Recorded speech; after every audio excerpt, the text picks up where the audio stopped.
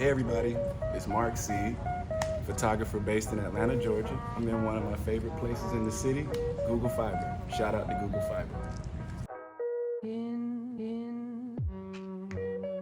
I started out as a graphic renderer after college. I went to school for architecture and I worked for this firm and as a graphic renderer. And that's basically me taking a three-dimensional model and a photograph of the actual site where the building was going to be built and merging it to and making it look like a realistic, rendition of the building that's to come. And so to me, that's very similar to what I'm doing now with portrait photography, just dealing with real people. I've always been a photographer, but one day I decided, it's enough of working for him, trying to make him rich, and I want to go into business for myself.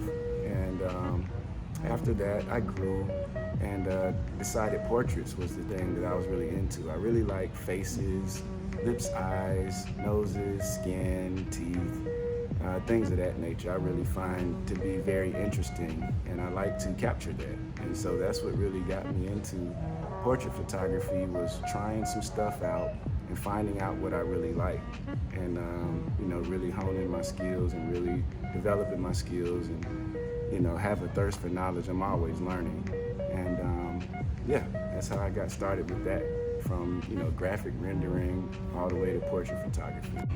When I first started, I started out shooting everything.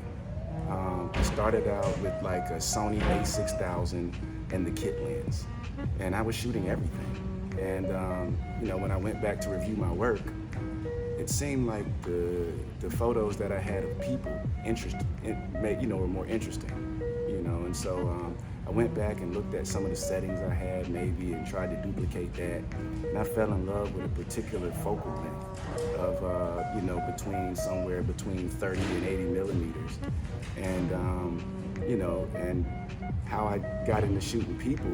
I guess I really fell in love with the faces, different types of people from all over the world. I think everybody's beautiful. I love lips and eyes and teeth and noses and ears and gauges and piercings and tattoos. And so maybe that's the reason, that is the reason I fell in love with portraits amongst other types of photography. And portraits to me, they still inspire me. So for somebody trying to, especially aspiring to be a photographer full-time, part-time, as a career, even as a hobby, one thing I would suggest that I learned that definitely worked for me is that, whatever camera you buy, it doesn't matter at this point, you're just starting out. Whatever camera you buy, use the kit lens. Use the kit lens because, and I recommend that you go out and just shoot everything, every and anything. Bring your photos back home, load them up on your Lightroom, and take a look at them. And whatever photos move you, try to shoot more of that, because I believe whatever you're inspired in, you'll do even better. You'll be even more creative, especially if you're inspired. Me personally, I don't even want to edit anything I'm not inspired by.